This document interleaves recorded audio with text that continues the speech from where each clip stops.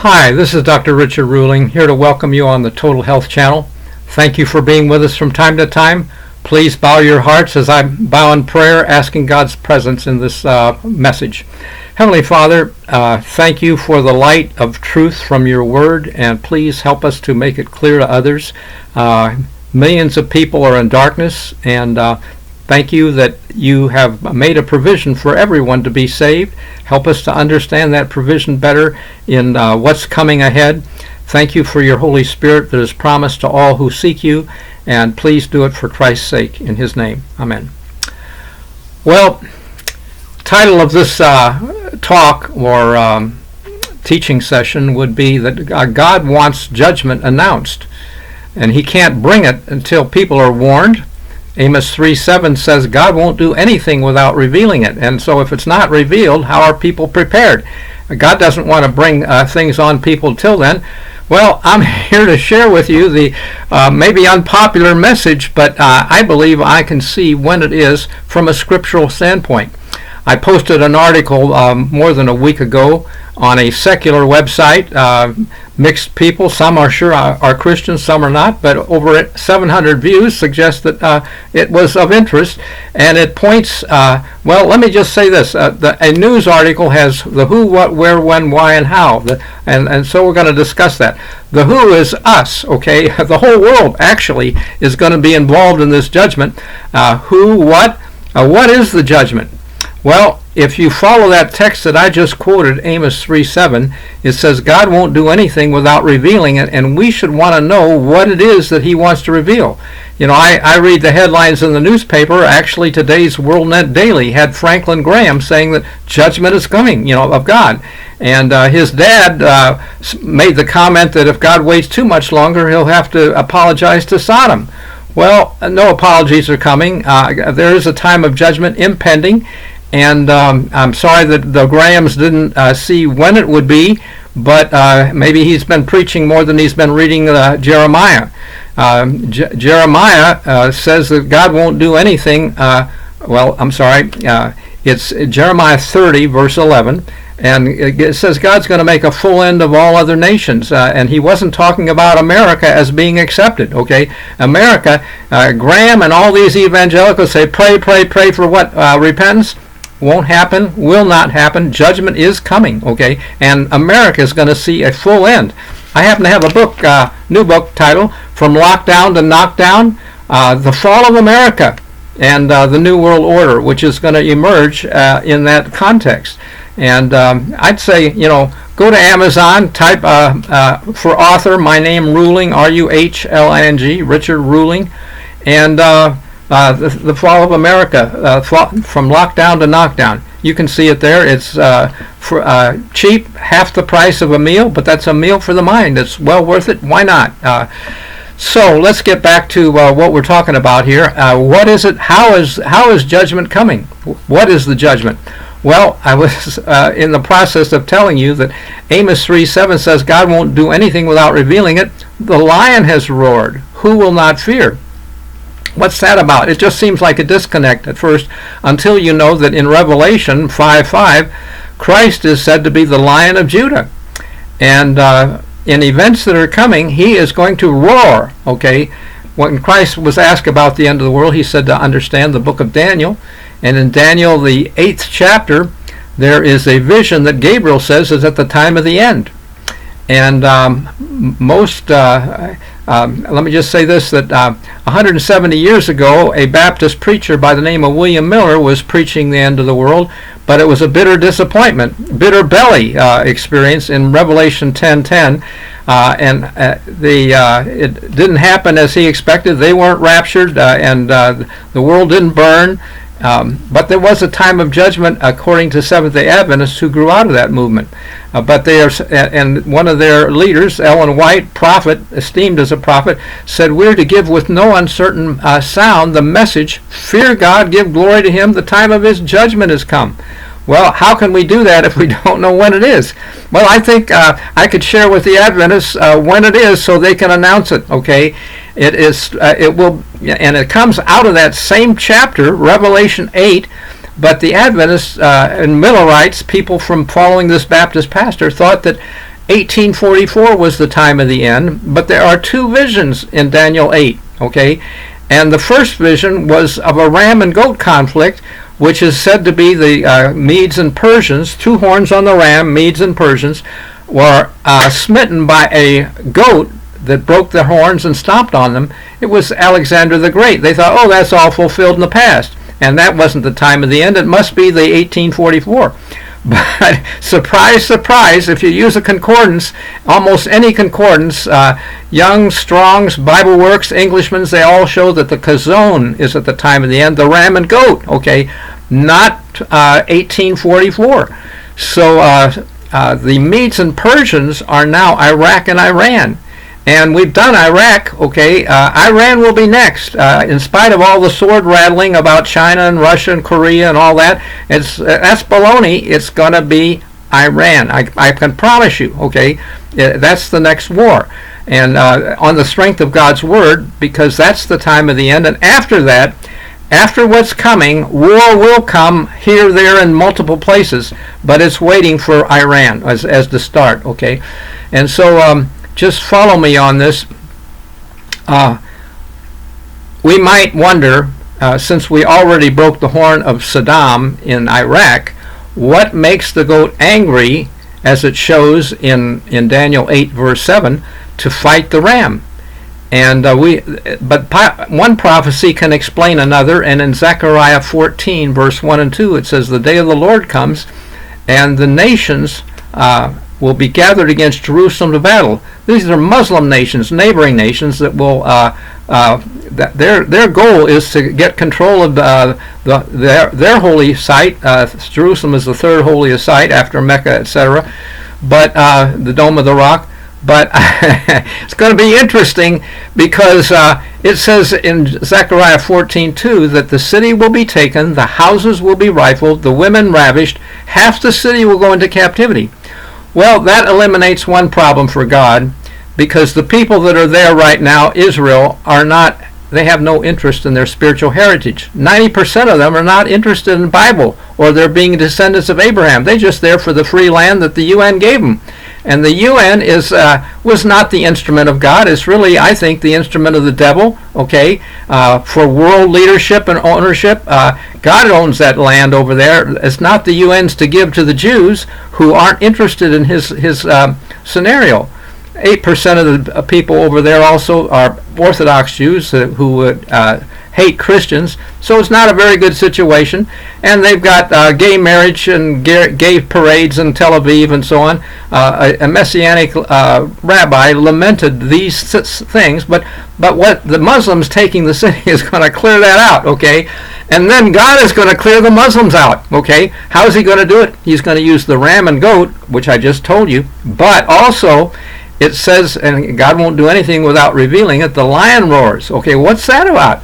Well, Joel 3:16, and every Christian knows John 3:16. We need to look at Joel 3:16. Says the Lord is going to roar from Jerusalem. The heavens and earth will shake. Okay, and the Muslims are going to get out of there. They're at the epicenter of the biggest earthquake this earth has ever seen, that shakes the whole world. And when we think about the day of the Lord, which is the context of Zechariah 14:1, but Isaiah 2, which is the first place you find the reference to Day of the Lord, it says that God will shake the earth terribly. Okay, that's in verse 21. So a big situation, and when that happens, it will send a message, because we said in Amos 3:8 that the lion has roared, who will not fear? Everybody's going to fear that, okay? And it gives the message of Revelation 14:7. Fear God. Give glory to him, for the time of his judgment is come. Okay, and that will be significant. And the SDA prophet Ellen White says we should proclaim that message with no uncertain sound. Well, how do you proclaim a message with no uncertain sound on the time of God's judgment if you don't know when it is? Okay, and I'm going to tell you when it is. I believe this because 2015 was the end of a biblical time period that's huge. Peter says, beloved, be not ignorant of this one thing. 1,000 years is like a day. Day is like 1,000 years. God is not slack. The day of the Lord will come. Well, how would we know? What does that mean anyway? Well, in the fourth commandment, God gives us 6 days to do all of our work. And 1,000 years is like a day, so he's giving us 6,000 years. And when would that time be up, pray tell? Okay, well, I'm going to explain it. The most common time prophecy in the Bible, best known, is Daniel 9, verse 24 and 5, or 25 and 6. It's about the 77s. It's 77s of years, weeks of years, 70 weeks of years, is 490 years. And they spanned a time period from a decree by Artaxerxes in 457 BC to 34 AD, when the Messiah would come 1 week before that. In 27 AD, Christ, the Messiah, was anointed by baptism of John the Baptist. And basically, we know he was the Messiah because Jerusalem is ruined by the people of the prince that will come. That was Rome. Okay, Rome came in 70 AD, and so Daniel 9, 24, 25 through the 28. That's been all fulfilled, and Yeshua, Messiah, was the Messiah. Well, take those 77s though. 10 Jubilees. Jubilee came on the 50th year, but it was number one of the next set of years. So it was 49 years apart. If 50 year was the first year of the next, they came 49 years apart. And go 50 Jubilees to 1995, when Pope John Paul went to the UN on the Day of Atonement. That's the day to proclaim Jubilee. And there he is in the highest earthly body, UN, on the Day of Atonement, seeking an earthly kingdom, while his adversary, Christ in heaven, is seeking a heavenly kingdom before the Father. And that 50 Jubilees, I think, marked the end significantly, but a 20-year gap with Pope Francis coming to the UN also on a Jubilee 20 years later in 2015. We should wonder why at 20 years. Well, if you put the Jubilees into the 1,000 years that Peter said don't ignore, 490 years and another 490 make 980. There are 20 years left over, marked by those papal visits, and 2015 is the end of, I believe, 6,000 years. It was the end of 1,000 after the 490. So, and we see that 2015 was also some when-then signs, like when they say peace and safety, sudden destruction is coming. That was the Iran nuclear treaty. When Christ says, when you see an abomination standing where it ought not, that was gay marriage standing in the Supreme Court where it ought not. A new definition of marriage ought not to be in the Supreme Court. And also, the Pope came to Congress. He ought not to be standing there. The wording in Matthew 24:15 talks about the abomination standing in the holy place. Well, the holy place was where the law was kept, in the most holy place, in the Temple of Jerusalem. But the Pope came to where the law was made. So it's the same idea, where the law is kept or where the law was made, Congress, okay, in this country. So if we can see those parallels, we understand big things happen in 2015. And God declares the end from the beginning. It says in Isaiah 46, verse 12, in the book of beginnings, Genesis 41st chapter, Joseph tells Pharaoh that there's going to be seven fat cows followed by 7 skinny cows, represented good years followed by 7 years of famine, when the skinny cows ate up the fat cows, and the 7 heads of grain that were full were consumed ultimately by the 7 lean ears. Well, if you think about that, if he says there are going to be 7 years followed by 7 years, that makes the trouble coming in the 8th year. Okay, it wasn't the year he was talking, it was 7 years, and then the 8th year would start the year of trouble. And from 2015, when all those signs happened, it signaled, I believe, the end time of the day of the Lord. But it's coming 8 years later. 8 years from 2015 is 2022. It's the year after a sabbatical year when the end times have to start. Okay, Is 2022 going to be a sabbatical year? Well, it fits with all those years, 457, 34 AD, etc., up till 2015, a sabbatical year. And I got an email from a Jew in Israel wanting a donation to plant fruit trees this year. Why? Because next year, 2022, is a sabbatical. They can't plant on that year. And the end time needs a full set of 7 years. The end time week of years has to start after a sabbatical, because when Christ created the world, he rested on the seventh day. It was a Sabbath. He will mediate, because of the chiastic structure, mirror image in Genesis and Revelation. We find that just like there was a paradise in Genesis 1, there's paradise in Revelation 21. Christ created for 6 years, rested the seventh. He will mediate for 6 years and cease on the seventh year. It will be a sabbatical year. Okay, and for that to happen, it has to start after the next sabbatical, 2022. So look out for 23. Now, I'm not saying 2022 is going to be fine. I think big trouble is coming in 2022. I believe we could see lots of deaths from the vaccines. Bad idea. I would warn anyone hearing my video not to take the vaccine, because Daniel in Daniel 1 had to wisely opt out of the government health plan. Okay, this is government wanting us to get vaccinated. They're wanting control of everybody, and look out. It's better to opt out of that situation. I'm a medical doctor, board certified internal medicine. I taught health science at Loma Linda, and I've looked at this stuff, and even the ex-scientist, he was working for Pfizer, Mike Yeadon, Yeadon, Google it, okay, and he was interviewed on needtoknownews.com. Type in needtoknownews.com, and you'll get an interesting interview from a scientist who got fired because he was warning people it's going to be bad, okay. And I say, yes, bless him heart. He qualifies as a true witness. All this new stuff you hear on TV does not qualify. When Christ said, in the mouth of 2 or 3 witnesses, the word for witness is martus, martyrs, people who are paying a price. And this executive paid the price. He's no longer employed by Pfizer. But he was speaking the truth, and I think we got to do that. Okay. So, and by the way, if you really want help on the health situation, this book again has many pages on health.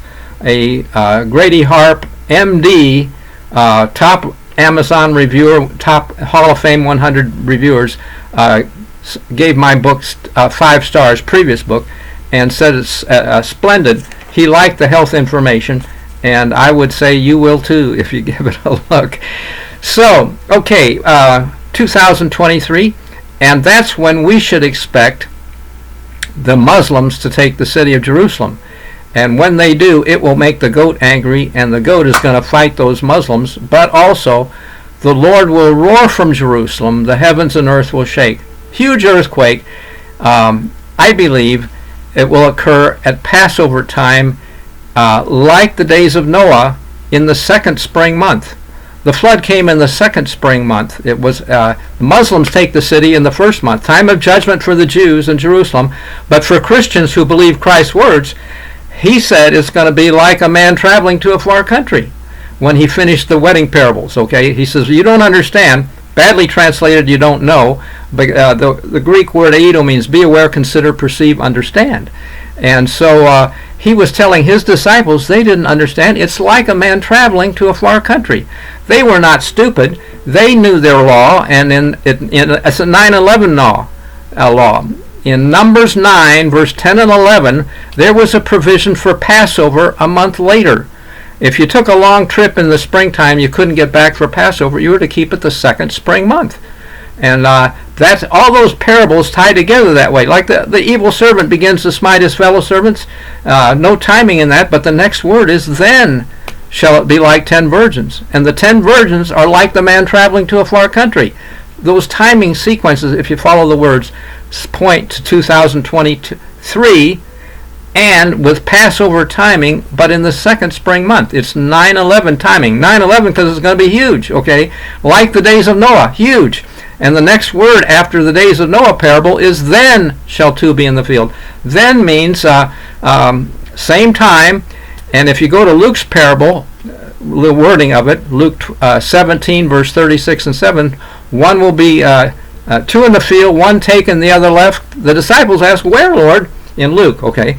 And he says, where the body is, the eagles will be gathered. Well, I don't want to be where the body is. I don't want to be taken to the dead. You know, that's the dinner of the birds in Revelation 19th chapter, verses 17 and 18. So please consider martial law would be coming with that event. That's why the some are taken and some left. I don't want to go to a FEMA camp and get interrogated. I believe that the New World Order is not God's order. It is of the devil, okay? It's the image beast in Revelation 13, image of the first beast, okay? It describes this in Revelation 13th chapter, around verse 13 and 14, when the image is made. The U.S. makes this image beast, and we've made the UN, okay? Sad commentary on what used to be Protestant America. It's an image of the first beast, which early Americans understood was the papacy. They fled the papacy for freedom, and now so much is happening, we are kicking freedom under the table as they want to control everybody with vaccines, etc. So not a good situation, and heads up for what we can do with this. So long story short, I think we need to watch and pray on the eve of second Passover. That's the protection. That's what Christ asked his disciples to do. Watch and pray. Could you not watch 1 hour? Okay. I believe that there's more on this in another website and so on. Don't need to go into this at full length. But the who, what, where, when, why, and how is that who is us, whole world's going to be shaken by an earthquake when 2023, time of Passover, God said in Egypt, I will execute judgment. Okay. It's an execution of judgment falls on Passover time. And the Jews were to pray that God would pass over them, that it wouldn't fall on them. And he honored that when they put the blood on the doorpost. And if we can claim the blood on the cross, we can do that. But it also means that we comply as best we know with Scripture. And I think it means get out of the cities, okay? Because Christ's warning was to flee Jerusalem when you see these abominations that have already occurred. People in the cities, major areas, I just today on Newser, it's a news thing that goes with my email, 3 out of 5 headlines were about shootings. FedEx, 8 people died, etc., etc.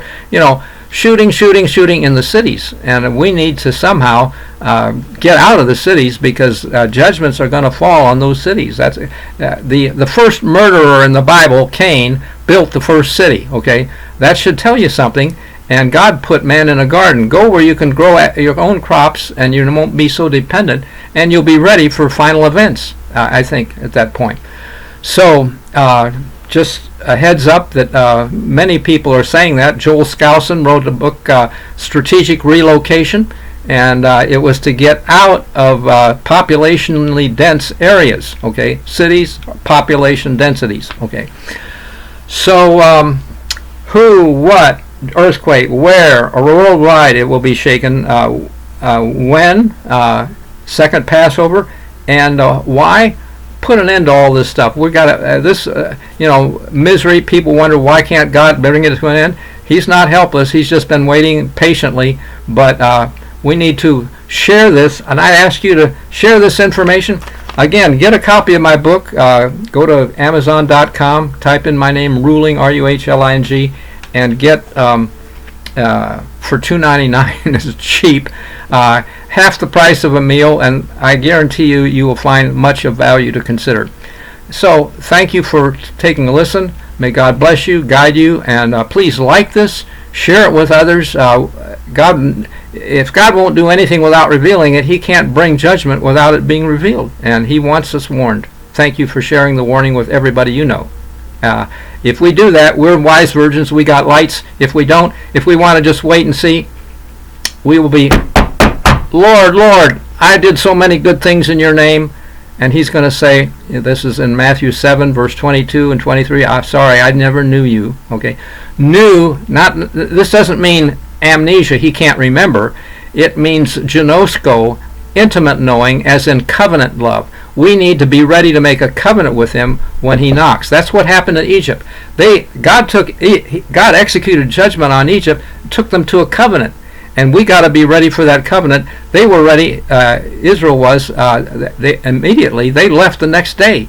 Okay, we got to be ready to leave. Okay, not saying we'll be raptured. Okay, but get in the country. Okay, thank you, and we'll talk about it again another time. Bye.